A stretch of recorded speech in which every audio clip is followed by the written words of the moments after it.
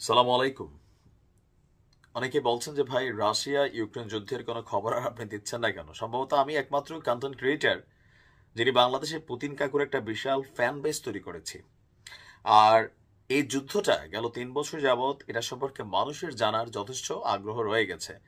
তো সাম্প্রতিক সময়ে বাংলাদেশে যে চলমান ঘটনা বলি সেগুলোর মাঝে মাঝে আন্তর্জাতিক খবরগুলো আসলে খুব বেশি করার সুযোগ পায় না। তো গেল এক সপ্তাহে ট্রাম্প সরকার এবং রাশিয়ার পুতিনের মধ্যে বেশ কিছু টেলিফোন কনভারসেশন, কূটনৈতিকভাবে চিঠি এবং কি বলে যে আলাপ আলোচনা অনেক দূর গড়িয়েছে। মাঝখানে একটা আলোচনা ছিল পুতিনের সাথে হাত মিলিয়ে জেলিকে ক্ষমতাচ্যুত করতে চায় ট্রাম্প। আবার আরেকটা দাবি করছে যে তোমার যা লাগে দিব জেলি, কিন্তু তোমার দেশের যে বহু মূল্যবান খনিজ সম্পদ, ওই সম্পদ দেয়া তুমি আমার যে ঋণ বাইডেন সরকার থেকে নিছো, আমাদের থেকে নিবা, এগুলো পরিশোধ করতে হবে।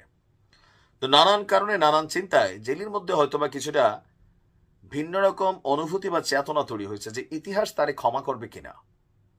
পশ্চিমাদের কথাই যে পুতিনের সাথে যুদ্ধ লাগাইছে, রাশিয়ার জনগণকে এখন যুদ্ধ করার জন্য পাওয়া যাচ্ছে না, জোর করা কইরা পোলাপান্ডের যুদ্ধে ঢুকাচ্ছে, এই পরিস্থিতিতে আইসা আসলে পারবে কিনা।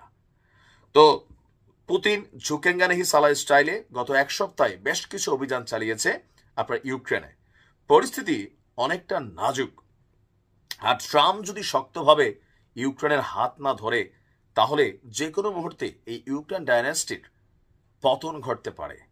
এই যখন অবস্থা, এই জেলি গেল বছর একটা বক্তব্য দিয়েছিল যে রাশিয়ার সাথে আলোচনা হবে, তবে পুতিন প্রেসিডেন্ট থাকাকালীন নয়।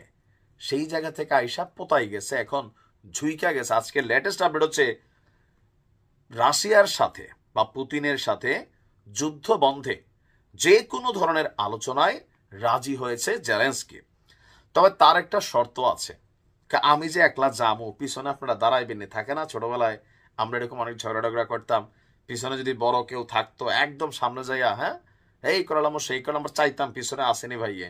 তো ওই রকম একটা সিচুয়েশন জেলির, যে শর্তটা কি, যদি যুক্তরাষ্ট্র মানে আমেরিকা এবং ইউরোপ তারা যদি ইউক্রেনকে পরিত্যাগ না করে, তাহলে পুতিনের সাথে একটা সেটেলমেন্টে যাইতে চায় ইউক্রেন। যুক্তরাজ্যের আইটিভিকে দেওয়া এক সাক্ষাৎকারে জেলি বলছেন, ইউক্রেন নিয়ে মার্কিন প্রেসিডেন্ট ডোনাল্ড ট্রাম্পের যে যুদ্ধ পরিকল্পনা বা যুদ্ধ বন্ধের যে পরিকল্পনা, এটার পাশাপাশি রুশ আগ্রাসন বন্ধ করার নিশ্চয়তা থাকবে। এর অর্থ যে পুতিনকে একটা ওয়ার্ড দিতে হবে ট্রাম্পের কাছে যে তিনি আর জেলিরে দৌড়াবেন না বা ইউক্রেনকে বটাবেন না। জেলি বলছেন,